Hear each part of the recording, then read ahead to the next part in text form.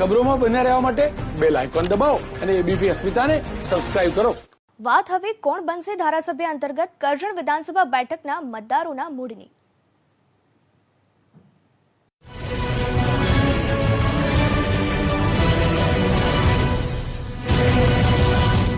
કરજણ વિધાનસભા પેટા ચૂંટણી અક્ષય પટેલ ભાજપ તરફથી તો કિરીટસિંહ જાડેજા કોંગ્રેસ તરફથી ઉમેદવારો ઘોષિત થઈ ગયા છે। મતદારો શું અપેક્ષા રાખે છે, બંને જે કેન્ડિડેટ છે, તમારી કરજણને લઈને શું અપેક્ષા?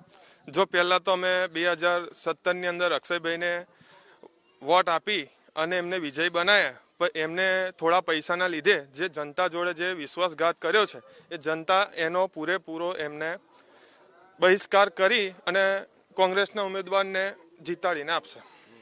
અપેક્ષા શું છે તમારી? એ જ એમને જે ગદ્દારી કરી તે બધી જનતાએ જોઈ છે, બરાબર। બીજી વસ્તુ કે આ તમામ યુવાનો કરજણ સિનોરના તમામ યુવાનો બેરોજગાર છે। બેરોજગાર છે, રોજગારી ઈચ્છી રહ્યા છે, શું કહેશો તમે? બેરોજગારી એટલી ખરાબ રીતે થઈ છે કે લોકો બી મિકેનિકલ છે, ડિપ્લોમા છે, બધા કરે છે।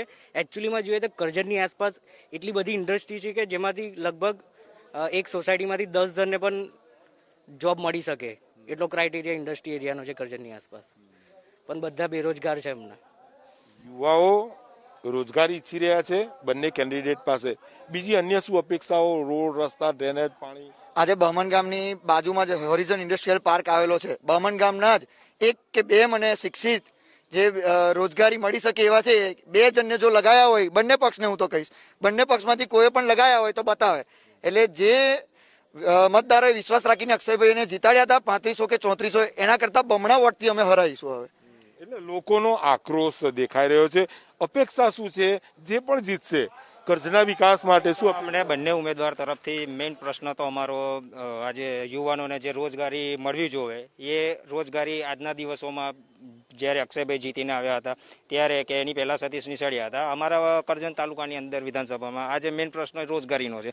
યુવાઓ શિક્ષિત છે, શિક્ષિત હોવા છતાંય આજે લોકલ ગામના યુવાનો હોય છે, એમને આસપાસમાં જ્યાં જોબ માટે જતા હોય છે ત્યાં જોબનો બહિષ્કાર થતો હોય છે। કરજણ નગરના રોડ રસ્તાઓ હોય છે, રોડ રસ્તાઓ આજે બી ખરાબ છે જે પ્રમાણમાં હોય છે, એ જે બધું કામ કરવું જોઈએ આજના સમયમાં એ પણ થયું નથી। એટલે અમારો મેઇન પ્રશ્ન આજે રોજગારીનો છે, યુવાઓને જે રોજગાર મળે એનું મહત્વ પ્રાધાન્ય વધારે આ ચૂંટણીમાં હશે। પેટા ચૂંટણી આવી ગઈ છે, ઉમેદવાર જાહેર થઈ ગયા છે, અપેક્ષા શું છે તમારી?